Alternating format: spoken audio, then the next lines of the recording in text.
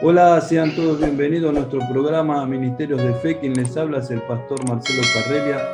Y hoy estamos con un programa acerca de viajes misioneros, cómo tiene que ser un misionero, los desafíos que va a enfrentar, cómo una persona debe planear sus viajes. Y todo esto lo va a responder nuestro apóstol Carlos Oroño. Sea bienvenido, apóstol. Muy buenas tardes, querido Marcelo, ¿cómo están? Bendiciones a toda la audiencia de este ministerio multitudinario y gozoso en esta tarde. Y les adelanto que quizás muchas de las preguntas que me haga Marcelo y de las cuales hemos estado planificando, quizás no pueda llegar a contestar todo porque en realidad siempre tenemos no llegamos a completar lo que es verdaderamente ser totalmente un misionero. Yo lo que puedo aplicar en esta tarde y poder transmitirle a aquellos hermanos es vivencias, lo que he experimentado, lo que Dios me ha capacitado para poder estar en dicho ministerio, ¿no? En dicha función. Amén.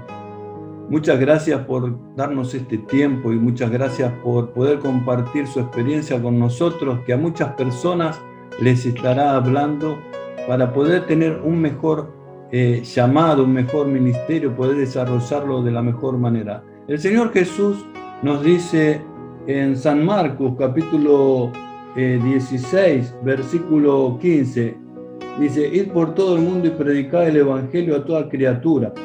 El que crea y sea bautizado será salvo, pero el que no cree será condenado. Estas señales seguirán a los que creen.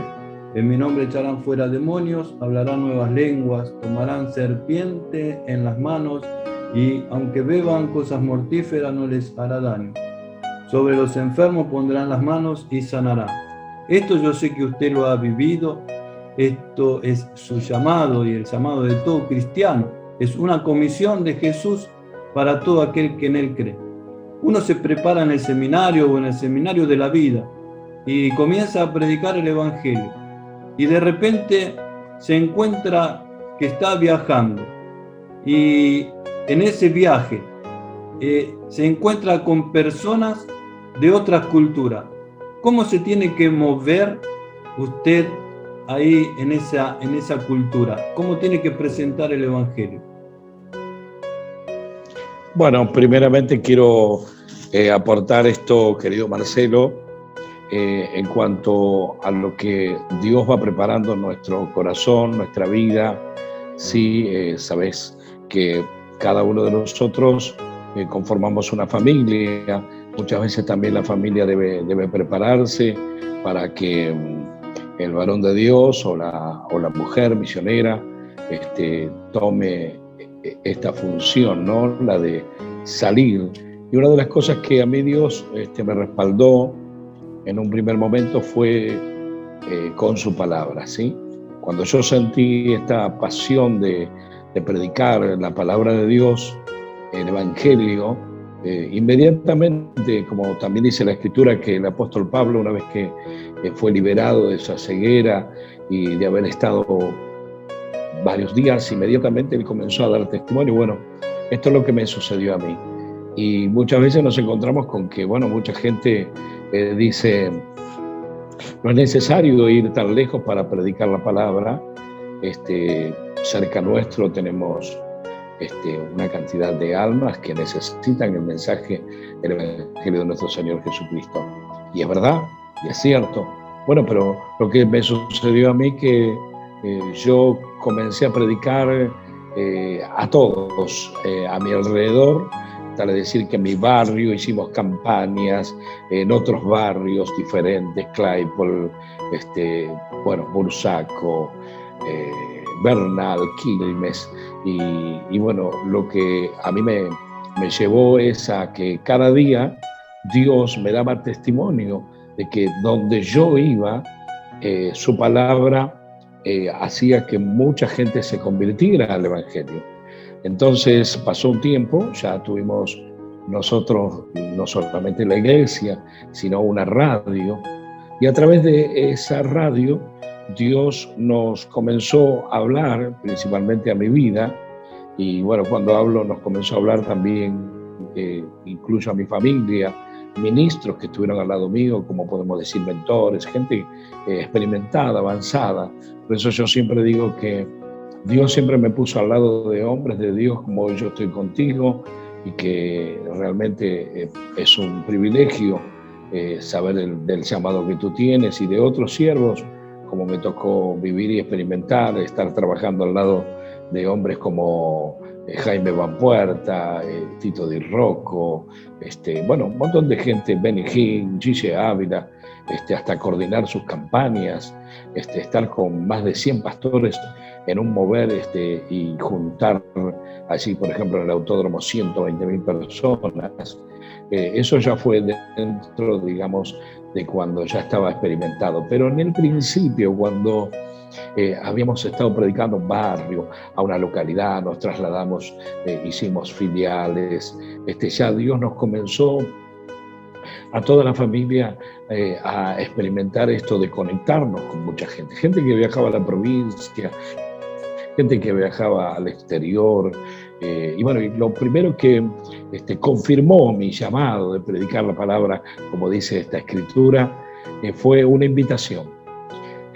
Yo ya desde un principio le decía al Señor: Señor, henme aquí. Señor, a donde tú quieras enviarme, iré yo. Y una invitación confirmó, ya que yo había estado grabando mis alabanzas, que había estado grabando también por la radio mis mensajes. Llegaron pedacitos de mensaje. Estoy hablando del año 1990 aproximadamente. En el año 1983 nos convertimos. En el 89 salió mi primer, en ese tiempo, disco, cassette. Mucha gente quizás desconoce lo que era un cassette, pero bueno, un CD, hoy es todo digital, ¿no? Pero cuando teníamos la radio nos permitía por ahí tener pilas de cassette, de CD. Y bueno, mis cassettes también se comenzaron a duplicar, y diferentes ministerios me invitaban.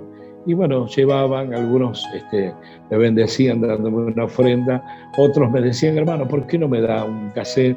Que yo voy a ir a la radio de Paraguay y la voy a estar llevando para que la escuchen. Otros: me da este material, lo llevo a Chile, lo llevo a Brasil, y así se fue expandiendo. Y ahí es donde yo siento de que Dios solo se promociona. No necesita del hombre, si bien es cierto, también sabemos que somos instrumentos de Dios en sus manos, ¿no? Pero cuando hablamos de extender el reino, si Dios quiere extender el evangelio, lo va a hacer de esta forma menos, esperada de parte nuestra, ¿no? Una forma inesperada. Un día vino un cantante muy conocido, que seguramente por allí, por Brasil también estuvo ministrando, y en las provincias, mi hermano cantante Polo Negrete. Y bueno, yo justamente estaba en las campañas cantando con Rabito, Pueblo de Dios, Adrián Junior, diferentes ministerios, y resulta que viene Polo a mi casa, cosa de extrañar, que yo nunca lo había invitado, pero teníamos ya el comienzo de la radio, ¿no? Y me dice: vos sabés que estuve en Paraguay, Carlos, y como vos cantás y alabás al Señor, escuché tus alabanzas, y un pastor me dijo que quería invitarte.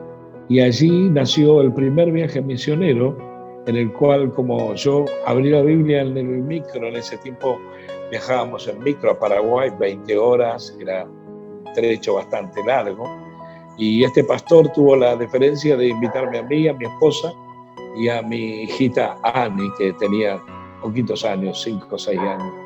Después me pidieron que me quede 15 días más. Mi esposa se vino y yo me quedé un mes en total, así que fue tremendo la bendición de poder compartir. En ese primer viaje, cuando subo al micro, que justamente lo había dicho, Dios me da una palabra y me dice: Abraham salió sin saber a dónde iba.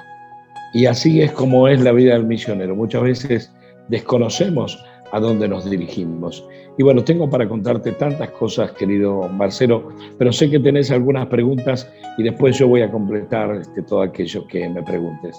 Gracias, apóstol. Mira, yo tengo acá en Lucas algo que me llama la atención en el capítulo 10, versículo 4. En el 3 vamos a leer. Id, yo os envío como corderos en medio de lobos. No lleves bolsa ni alforja ni calzado, y a nadie saludéis por el camino. ¿Cómo se prepara un viaje misionero? Porque a veces tenés y a veces no tenés. El Señor está enviando para probarlos en la fe sin nada. Es verdad, Marcelo, lo que vos estás entregando a los hermanos para que también, bueno, muchos se edifiquen, ¿no? Este es un pasaje bíblico muy importante porque el Señor mismo dice, aquí yo os envío como corderos en medio de lobos. Primeramente, cuando nosotros salimos, tenemos que estar preparados con esa fortaleza que Dios nos da, con esa armadura, haber ayunado, haber orado, haber planificado algunas cosas, porque no todas quizás las vamos a poder administrar o desarrollar antes de que suceda, ¿no? Por ejemplo, cuando es una iglesia, una organización, alguien tiene que viajar, no sé, de pronto a Centroamérica, a Estados Unidos, a Inglaterra. Si es una organización, muchas veces no hay problema. ¿Por qué? Porque ya te dijeron el lugar donde vas a estar, el hotel, quiénes te van a recibir, te van a enviar el pasaje. Pero hay otras formas de las cuales Dios se glorifica. Por ejemplo, aquel que sale, como lo dice la Escritura, sin bolsa y sin alforja. Yo te cuento y te digo, bueno, en los primeros viajes yo me iba con 3 trajes, con 10 ropa interior, 10 pares de media, 4 o 5 pantalones de vestir, 3 vaqueros. Llevaba una bolsa y otra valijita y una taché. La cosa que después Dios me empezó a mostrar de que yo tenía que salir con mi muda y otra muda más y listo. Tenía que estar muy, se puede decir, liviano, porque si yo tenía que viajar y me tenía que mover, me ha pasado de que yo con esa valija he renegado y he llegado a Buenos Aires sin usar esa ropa. Y ahí es donde Dios me habló y me dijo, mira, yo os envío así. ¿Por qué? Porque voy a encontrar muchos hermanos consiervos, pastores, que asimismo me ha sucedido. Te van a bendecir. ¿Por qué razón? Porque cuando ellos bendicen, no solamente tú vas a ser bendecido, sino los que quedaron en tu cuartel general, en tu iglesia, porque vas a traer regalo, vas a poder bendecir también a los hermanos, a tu familia, a tu esposa, a tus hijos. Y te voy a decir que pastores que están bajo nuestra cobertura en viajes misioneros, por ejemplo, a Perú, le he traído, que yo he comprado con dinero, ¿sí? De pronto ropa, a mi esposa, y me ha tocado experiencias muy tremendas de que, por ejemplo, en medio de una agenda que yo tenía en Brasil, alguien me cortara la agenda y me dijera, pastor, 1000 perdones, pero nuestra organización cambió el programa y no lo voy a poder recibir. Y estas son cosas que duelen demasiado. Haber sacado un pasaje, haber invertido, comprometiéndose la otra persona que te lo iba a restituir, porque vos vas a hacer una obra que va a bendecir a esa organización.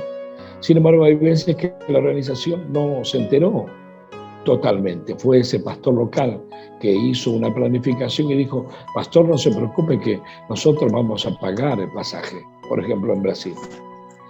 Y encontrarme en esa divergencia, pero Dios glorificarse, porque inmediatamente cuando me quedé ese día sin lugar para dormir, pernoctar, hubo otro ministerio que, conociendo mis alabanzas, me invitaron y me dijeron, usted puede estar con nosotros todos los días que le resta para el pasaje de avión que tenía que viajar de vuelta. Y yo le dije, bueno, yo voy a estar ayudando con mis dinero, crucero y eso que tenía. Y lo que me dijeron, bueno, no, hermano querido, porque nosotros queremos bendecirle. Y muchas veces nos toca experimentar, por ejemplo, me tocó estar en Tucumán, en pleno problema que había aquí del Corralito en Buenos Aires, y estar en Tucumán predicando, y mi familia vivir una experiencia muy difícil. En la provincia se hacían fogaratas en cada esquina, era muy difícil, y allí en Tucumán los supermercados eran saqueados, y yo estaba allí con una familia, con el apóstol que ahora está en la presencia de Dios, Héctor Mario González, un pastor que con su esposa Eva me fue de mucha bendición, me abrieron todas las puertas después de una campaña que fuimos de visita porque nos invitaron, y de ahí hice más de 10, 15 viajes a la provincia de Tucumán. Y bueno, y resulta que estando en pleno saqueo, Dios me había enviado ahí, y justamente este pastor me dice: pastor, qué bendición poder tener un misionero que venga y nos traiga aliento a nosotros, los pastores que estamos acá, porque estamos experimentando momentos muy difíciles. Nuestra gente está sin alimentos, las calles están abarrotadas de policías, no había trabajo, los cañaverales que de pronto habían estado ahí cosechándose, aquellos lugares donde se hace el azúcar, se habían cerrado los lugares estos que eran silos y también azucarales donde se juntaban y se producía los ingenieros estaban sin trabajo, era una cosa impresionante, y Dios utilizándome. Otra vez Dios me habla para ir a Tucumán cuando yo estaba en Buenos Aires, en otro tiempo, ¿sí? Pasando todo esto. Y me dice Dios: te necesito que estés en Tucumán mañana. Y yo digo: no, soy yo, porque muchas veces la gente recibe la orden pero piensa que es uno mismo y es Dios. Y yo llego al otro día porque no me negué y había, gracias a Dios, tenido la respuesta de mi familia de proveerme también para el pasaje. Y llego allá y el pastor me dice: apóstol, acabamos de ir a llevar a nuestro nieto al cementerio porque falleció ayer. Y ir y llevar una palabra de aliento porque Dios me había enviado. Tremendo, esa cosa que uno experimenta y que hoy mismo te quebranta. Y cuán bueno que es Dios. Que en esos momentos donde aquel hermano necesita un misionero, un hombre de Dios puede llegar y transformar la atmósfera que es de luto, de dolor, de angustia, en gozo de saber que tenemos un Dios que nos promete la resurrección de entre los muertos. Amén. Qué lindo testimonio, ¿no? Testimonio de vida, testimonio de transformación, ¿no? No solo uno es transformado, Dios nos usa a nosotros para transformar personas, pero a través de esa transformación también nos transforma a nosotros. Marcelo, esto no es ningún secreto. Acá dice la palabra el que cree. Y yo desde el primer momento le he creído a Dios en que Él iba a manifestarse en mi vida de la misma forma como yo he contado en un principio que Él se me manifestó en una forma sobrenatural, ¿sí? Sobrenatural porque en mi naturaleza humana yo no podría llegar a entender, ¿sí? Primeramente pensé que, bueno, puede ser alguna manifestación diabólica, no, pero era una voz potente, era una voz del tercer cielo, era una voz de la cual me estaba llamando. ¿Por qué? Porque Él me había conocido ya desde tiempos anteriores.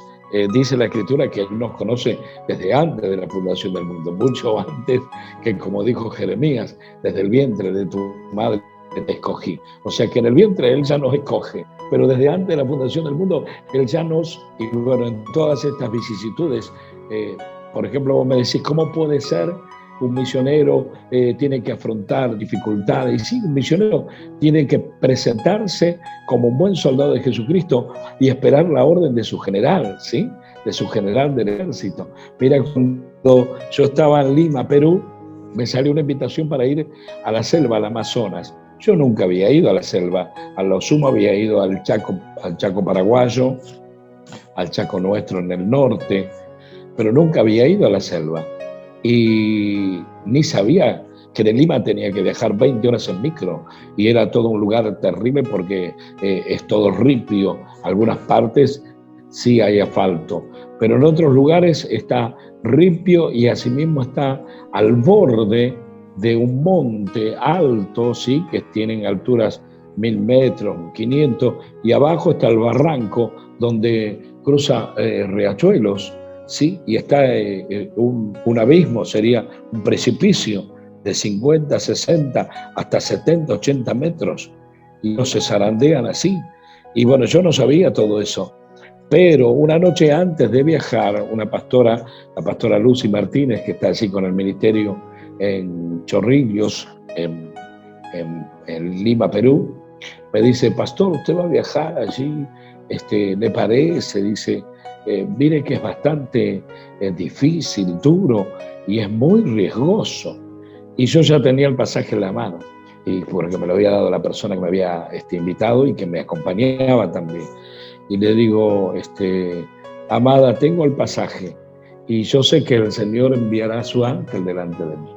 Una noche antes de comprar yo el pasaje, yo ya me había enterado, y muchas veces los hermanos pueden enterarse por los informativos estos internacionales, RT, no sé, por ahí de pronto hay otros canales internacionales, que caen los micros de los barrancos en todo lo que vendría a ser la parte de Centroamérica, Ecuador, El Salvador, Perú. ¿Por qué? Porque los montes comienzan en las lluvias, comienzan a desboronarse y tapan las carreteras. Y cuando vienen los micros se encuentran con que tienen el paso muy finito.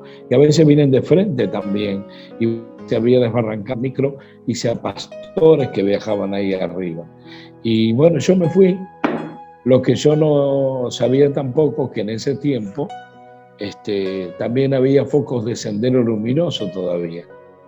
Y bueno, los focos de sendero luminoso son aquellos que todavía están traficando con la cocaína, incentivando a aquellas personas que quieren cambiar de cultivo a que igual sigan con la cocaína porque a ellos les conviene traficar, son narcos y todo eso.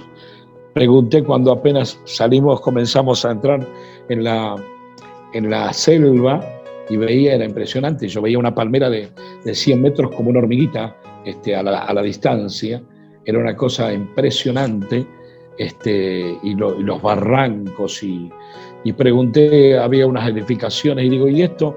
Y no, esto era el cuartel general de la policía, dice, pero vinieron una vez los narcos y los mataron a todos, eran como 30, dice, los mataron a todos. Ah, qué bien, bárbaro. Ahí me estaba interiorizando de dónde yo me estaba metiendo. Pero gracias a la misericordia del Señor, me encontré con que llegué a destino, ¿sí? Y después a la vuelta también experimentar esa cosa de incertidumbre, de riesgo, pero sabiendo que iba adelante Dios guardándonos, ¿sí? Y esta es la fe, la que predicamos y la que entendemos que Dios nos dice, para mí el vivir es Cristo y el morir de pronto es ganancia. Amén. Y estamos llegando al final del programa, apóstol, y quería hacerte la última pregunta. Por ejemplo, un misionero va a China o a otra parte del mundo y se encuentra con comidas que no son las habituales a las que uno está acostumbrado. Si usted no come esa comida, usted está lastimando, ¿no? Dejando un sentimiento, ¿no? al anfitrión, un sentimiento de sí, culpa, ¿no? de incomodidad. ¿Cómo debería un misionario, cómo debería comportarse en ese momento? Por ejemplo, ¿no? Personas que van a China y sí, hay víboras para comer y un pulpo vivo y esas cosas, ¿no? Es cierto, querido Marcelo. Mira, ya de por sí te digo de que el apóstol, el misionero, el evangelista, el pastor, maestro, profeta, se tiene que adaptar a lo que dice la palabra de Dios y ponerla por obra. si no dejaríamos de ser siervos. Muchas veces me ha tocado y experimenté estas situaciones. Por eso desde un comienzo mis pastores, mis consiervos, me enseñaron de todo lo que me pongan en la mesa, de todo yo tengo que participar. Quizás si te sirven un plato abundante no vas a comer quizás todo, porque bueno, te va a descomponer si no estás acostumbrado. Pero lo importante es que tú puedas, aunque más no sea, probar un poquito, ¿sí?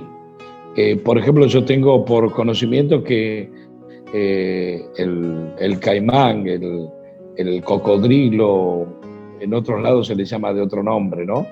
Es como el pollo. La misma serpiente también es como si fuera pollo. Yo comí conejo y es como pollo, liebre y es como por ahí de pronto un poquito más durito. Pero quiero contarte esto, ¿no? En este sentido, ¿no? Que no tenemos que estar haciendo problemas, porque Dios se encarga. Y fíjate que me ha tocado en otros viajes de estar de pronto en Chile, de estar en Uruguay, Ecuador o mismo Perú, de decirme, hermano, a ustedes les gusta este plato. Y vienen y te lo hacen como queriendo bendecirte, por supuesto, porque estás lejos de tu tierra. O sea que está lo otro también, ¿no? De que la gente te bendice. Estando en Paraguay, yo no conocía lo que era la chipa, o la conocía muy poquito, ¿no? La sopa paraguaya, la chipa guazú. Empecé a aprender el idioma. Desde ya lo saco este día, pues, hermano, fuera. O sea, y cuando tenía hambre, chavaré, o sea, esas cosas que uno ha experimentado en el fragor de la batalla y saber que uno tiene que obedecer a la palabra y nunca Dios te va a permitir avergonzar. O sea que no te avergüences porque vos sos un hombre de carne y hueso y también podés hablar con estos hermanos y decirle, puedo comer esto otro, quizás lo desconozco, voy a probar un poquito y no se van a ofender. Lo otro que te quería decir, me ha tocado ir a lugares donde me han invitado a decir, hermano, usted tiene el hospedaje. Y encontrarme fuera de la ciudad en unas viviendas en que ya, digamos que no eran viviendas, que eran como tolderías. Y abrías así un cortinado y tenías un campo. Y que de pronto había perros como si fueran, no sé, jirafas grandes, enormes, me llegaban a la cabeza. Y esos perros bravos, y ir al baño. Ellos tienen los baños al fondo, como 20 metros, por causa de los insectos, de las moscas. Esos son en lugares como, por ejemplo, el Chaco paraguayo. Esos baños le dicen letrinas. Y ellos tapan con tierra, no tienen pozo de baño, cloacas como quizás en la ciudad. Y cuando tú estás encargado de ir y predicar, a mí me tocó estar en el Chaco paraguayo, dormir con los huichí, con los toba, y ellos me prepararon un elástico, un colchón, fueron muy amables, me dieron leche de cabra, fueron muy, pero hermanos amorosos, y juntar una cantidad de hermanos para que yo les predique. Y creo que en este video vos vas a poder aportar, porque tengo videos de estos hermanos, quizás lo vas a poder poner, y también para otra charla de poder contarte, ¿no? De decir, bueno, llegar a un lugar y decirme, hermano, no tenemos nada para darle. Quiere un té y decirme, nosotros hicimos de esta planta, de este árbol, hicimos dulce, quiere dulce con pan, es lo único que tenemos para darle. Y yo en ese momento sentir el gozo, estar en un lugar que a uno lo reciben como a Jesús y que lo honran con lo poco que tiene. Y es maravilloso porque la palabra dice, si en lo poco fuiste fiel, en lo mucho te pondré. Gente que yo he visto que su rancho se venía abajo, y poder ver a los 2 o 3 viajes seguidos, de poder verlos cambiados a esta gente, de verlos ya con unos pantalones de vestir, ya levantadas las paredes de su iglesia, porque tenían en su propia casa una habitación que eran tolderías, esas cosas que uno las experimenta y dice, gracias Dios. Y de pronto venirme acá a mi casa y empezar a rascarme por todos lados y tener mis piernas impregnadas, porque me tocó dormir en un lugar donde dormían las gallinas también. Los hermanos allá en el campo algunas veces permiten que los animales dentro de la cocina. Y yo me acosté en un sofá y me recuerdo que al otro día me picaba las piernas. Y así estuve como 10 días. Y llegando a mi casa me encontré con que mis piernas estaban hinchadas así. Fui al médico y el médico me dio de estos analgésicos. Me dijo, no es nada, es una erupción, me dijo. Y un día, pasado varios días, mi hija compró para los perros un insecticida. Y era tanto el ardor de picazón que le agarré y le dije, ¿por qué no me das un poquito? Dame una tapita. Y me pasé en la pierna, y hermano, y caían los piojos que se habían escondido debajo de la carne. Y poder decir, gracias Señor, porque yo fui al médico, pero tú me diste la receta y al otro día no tenía más nada, desinflamado. La piel es una cosa que enseguida uno se da cuenta y que no es una erupción porque sí, sino que yo me rascaba y salía un piojito blanco y después me rascaba y salía más, hasta que cuando me pasé las 2 piernas ya estaba, gracias al Señor, me lavé y se habían caído, eran montones que se habían ocultado debajo de la piel. ¿Y qué puedo decir? Gracias Señor, porque si padecemos con Cristo, juntamente también reinaremos por Él. Esto es algo como decir, ¿no? Pagamos un precio en el ministerio, ¿sí? La salvación es gratuita, pero para promocionar al Señor que no necesita, ¿sí? Nosotros nos promocionamos como que también sufrimos con Él. Esa es la bendición de poder decir gracias Señor, porque aunque más no sea un poquitito, podemos llegar a ese lugar donde hay una necesidad y alcanzarle algo, llevarle lo primordial, la palabra de Dios. Amén. Y eso significa ser siervo de Dios. No estamos al servicio de una institución, sino al servicio del reino de Dios. Y esto es muy lindo lo que estás contando, porque no somos pastores asalariados, somos pastores que vamos de corazón a llevar el mensaje de Cristo. Amado apóstol, ¿podrías orar por todos nuestros oyentes? Te doy las gracias por este ministerio, mi querido hermano Marcelo Parrelia, su esposa, Señor. Gracias porque ellos están, Señor, allí, también representando a la Federación Melquisedec, nuestra federación, a la cual estamos dando cobertura a muchos pastores y consiervos y aquellos que realmente anhelan servirte de todo corazón. Padre, bendice a mis amados hermanos, a donde llegue este testimonio que pueda ser de mucha bendición, Señor. Padre, no nos predicamos a nosotros mismos, sino predicamos a Jesucristo y a este crucificado, y al tercer día resucitó de entre los muertos, glorificándose allí. Gracias, Señor, visto por los ángeles, predicado al mundo entero, como dice tu palabra, recibir arriba en gloria. Gracias, Padre eterno, por lo que tú nos diste esta bendición, lo que muchos ángeles anhelaron, predicar el Evangelio. Tú nos diste esta gracia y esta virtud por el Espíritu Santo. Amén y amén. Yeshua les bendiga, Dios les guarde. Gracias, Pastor Parrelia. Hasta otra oportunidad. Amén. Muchas gracias, apóstol, por esta palabra que nos ha enriquecido y nos está alertando y preparando para nuestro trabajo ministerial. Gracias. Apóstol, ¿cómo puede hacer la gente para entrar en contacto con usted?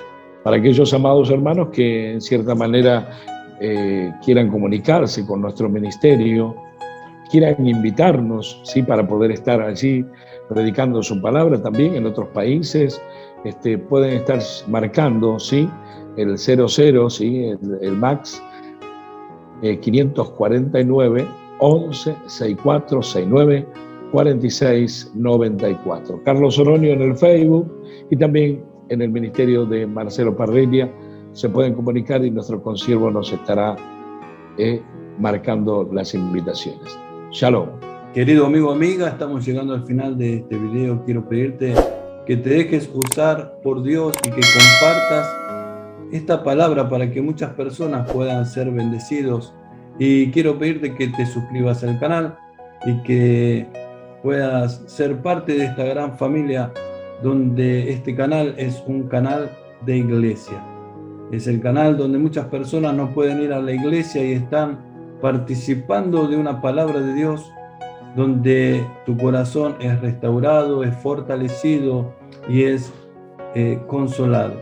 Entonces, quiero agradecerte por haber participado con nosotros en este programa y que Dios te bendiga. Nos seguimos viendo en este canal. Dios les bendiga a todos.